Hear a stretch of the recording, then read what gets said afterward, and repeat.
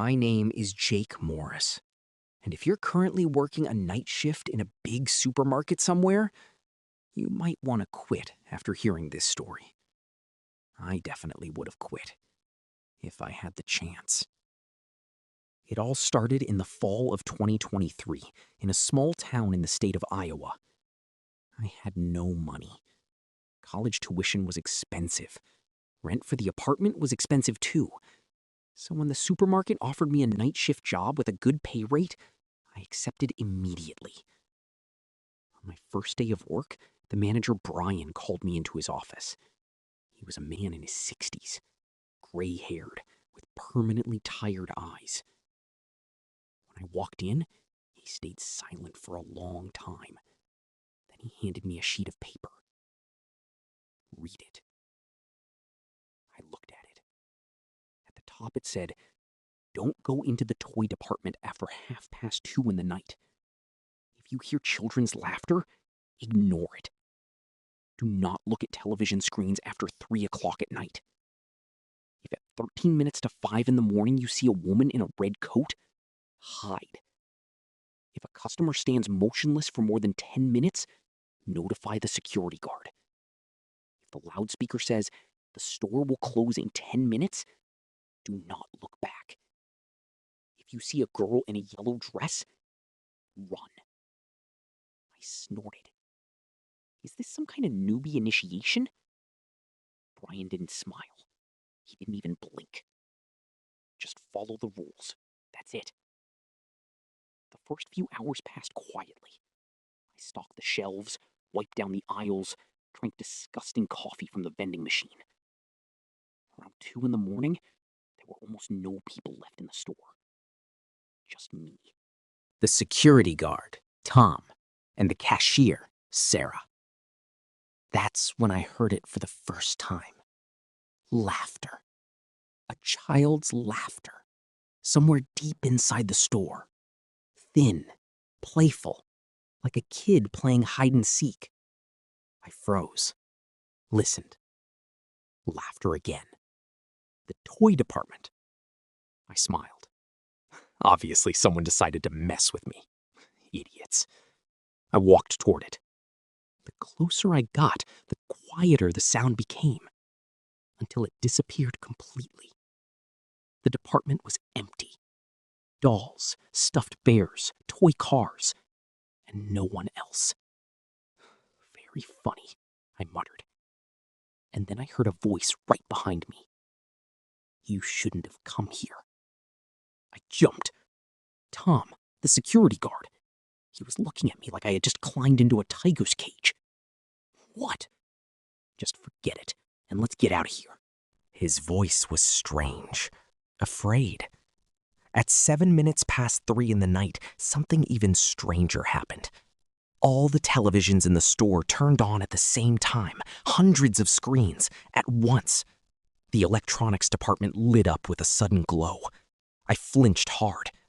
On every screen was the same image, the surveillance camera feed of the store. The closer I got, the quieter the sound became, until it disappeared completely. The department was empty. Dolls, stuffed bears, toy cars, and no one else. Very funny, I muttered. And then I heard a voice right behind me. "You shouldn't have come here." I jumped. Tom, the security guard. He was looking at me like I had just climbed into a tiger's cage. "What?" "Just forget it, and let's get out of here." His voice was strange, afraid. At 7 minutes past 3 in the morning, something even stranger happened. All the televisions in the store turned on at the same time, hundreds of screens, at once. The electronics department lit up with sudden light. I flinched. On the screens was the same image, a surveillance camera recording of the store, but not the present one, an old one, very old, grainy, black and white, and it showed our store, empty. Almost. In the middle of the main aisle stood a little girl in a yellow dress. She was staring directly into the camera, not moving. And then She slowly smiled. I felt a chill run down my spine, and that's when all the TVs shut off at once, as if nothing had ever happened. "Did you see that too?" I asked Sarah. She turned pale. "You looked at the screens?" "Yes." "Jake, what? You weren't supposed to do that." And for the first time that night, I saw real fear in her eyes. At 13 minutes to 5 in the morning, I was near the dairy section. And that's when I saw her. The woman in the red coat. She was standing between the refrigerators, completely still, with her back to me. I remembered the rule and felt my heart start pounding. I needed to run immediately. But curiosity won. I stepped forward, then another step, and another. The woman didn't move. "Ma'am?" I called. She slowly turned her head, and I understood why everyone feared this place. Because she had no face. She had no face. More precisely, the place where eyes, nose, and mouth should have been was smooth. As if someone had molded her head from wax and forgotten to finish it. I froze, unable to move. The woman tilted her head slowly, as if studying me. Then she started walking. Straight toward me.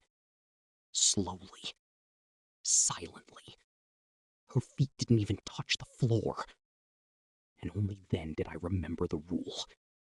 If at 4:13 you see a woman in a red coat, hide. Damn. I turned and ran. Behind me, I heard a strange sound, like someone rapidly tapping bare feet across the tiles. I turned a corner, jumped over boxes, ran into the storage room, and slammed the door shut. My breathing was broken. My heart felt like it would explode. A few seconds passed. Silence. Then, like someone slowly tapping a finger, I held my breath. From the other side, a woman's voice came. Quiet. Hoarse. "Jake." I went cold. No one in the store called me by my name. I had only worked there one night. "Jake." The voice was right outside the door. "Open." I stayed silent. Then, everything suddenly stopped. When I came out of the storage room, it was 4:40. The store felt empty. Too empty. I grabbed the radio. "Tom?" Silence. "Sarah?" Only static. I started shaking. I moved toward the main aisle. And then I heard an announcement. From the speakers. A soft female voice. "Attention shoppers. The store will close in 10 minutes. I froze. I remembered rule number 6. Do not look back. Do not look back. Do not look back. And then I heard footsteps behind me. Slow. Heavy. 1, 2, 3. Someone was walking right behind me. Very close. So close I could feel cold breath on my neck. I wanted to turn around. Every cell in my body screamed to do it. But I kept walking forward.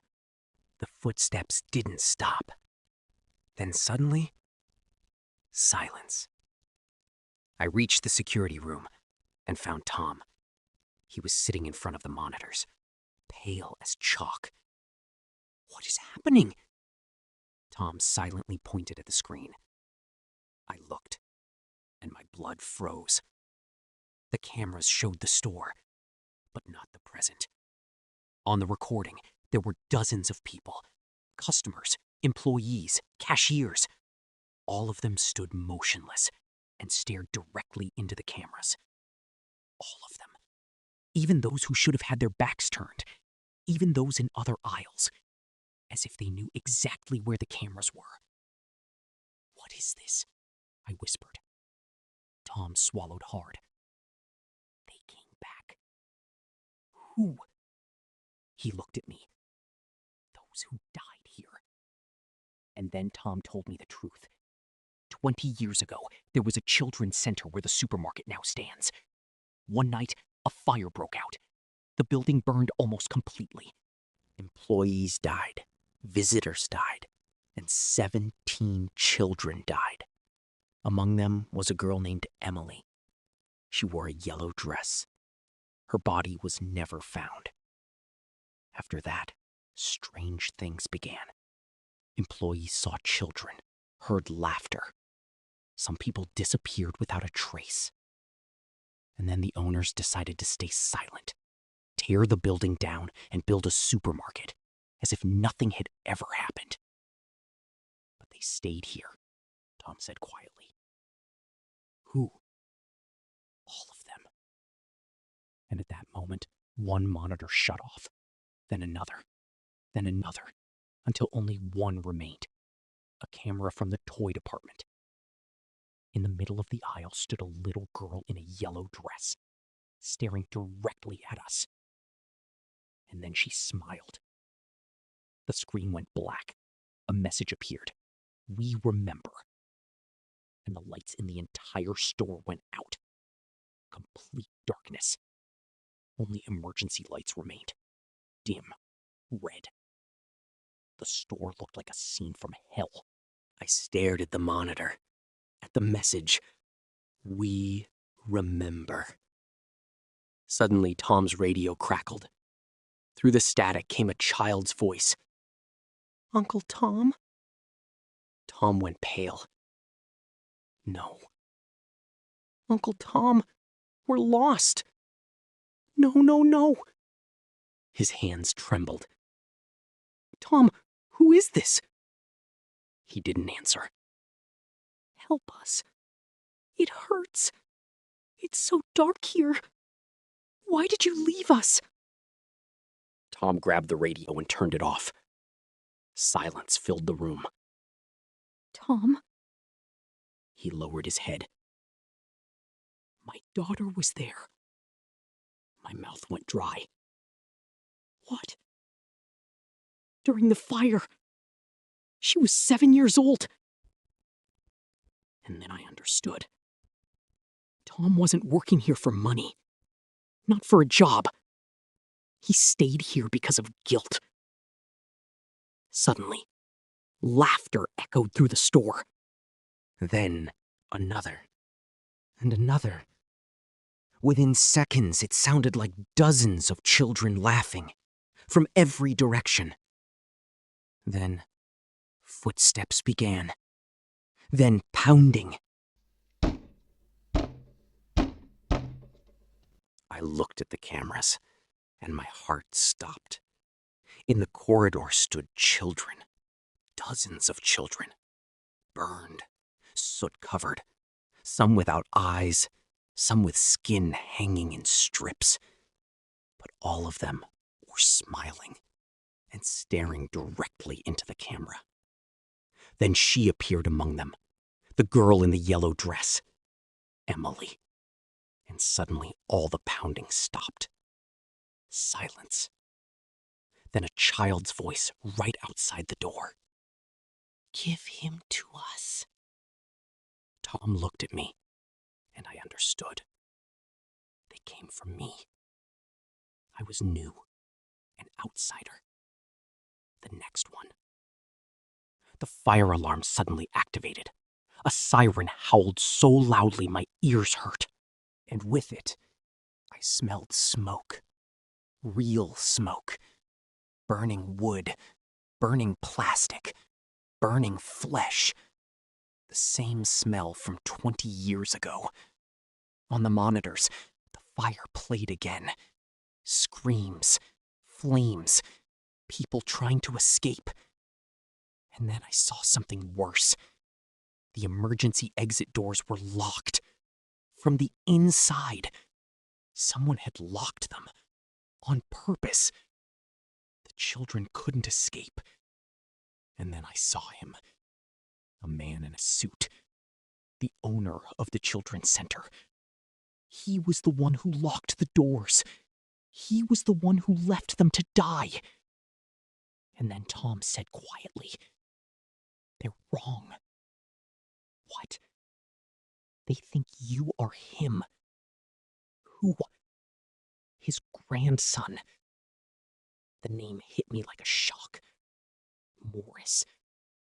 That same surname belonged to the owner of the center. That monster was my grandfather. And I never knew anything about him. Laughter echoed behind the door. We remember. We remember. We remember. The door began to bend inward, as if dozens of hands were pushing from the other side. I understood. That night, they weren't going to let me go. 3 months passed. The supermarket was demolished.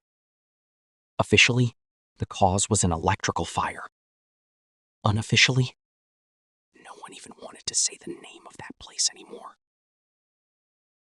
Tom was found dead among the ruins. Sarah was never found. The police concluded he died during the fire. I said nothing. Who would believe me anyway? I dropped out of college, moved to another state, changed my phone number, changed jobs, even started seeing a psychologist. She assured me that everything I experienced was the result of stress and trauma. And you know what? For a while, I almost believed her. The nightmares became less frequent. I started sleeping again, even smiling. It felt like it was all over. I was wrong. That evening, I came home around 11, took a shower, made myself some coffee, and sat down to watch TV. Just an ordinary evening. Completely ordinary. Suddenly, something crashed in the hallway, like a box had fallen. I lifted my head, listened. Silence. "Cat?" I muttered to myself, even though I didn't have a cat.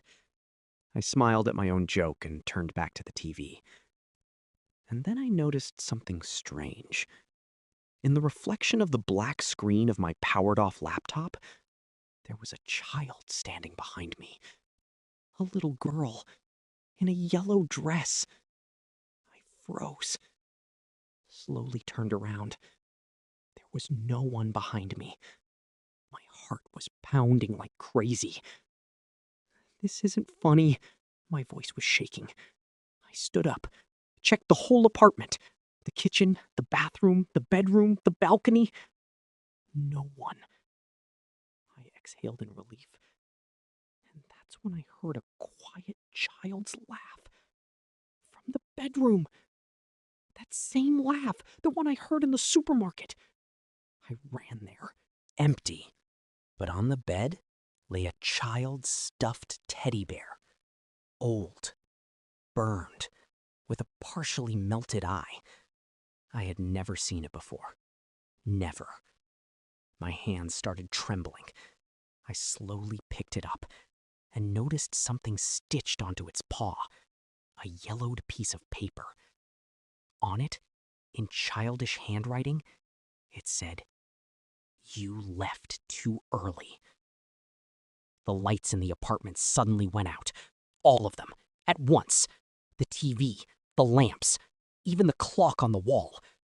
Only darkness remained. And in that darkness, I heard a voice. Soft, childlike, right next to my ear. "Now you are ours." I turned around sharply and saw her. The girl stood a few steps away, in the same yellow dress, with burned hair and completely black eyes. She was smiling, and behind her, in the darkness, other shapes began to appear. Dozens, silent, motionless.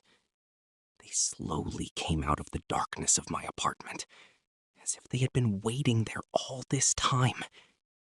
The last thing I heard before the lights suddenly flashed back on was a child's whisper. "We remember." The next morning, the neighbors called the police, because all night long, children's laughter had been coming from my apartment. And when they broke the door down, there was no one inside.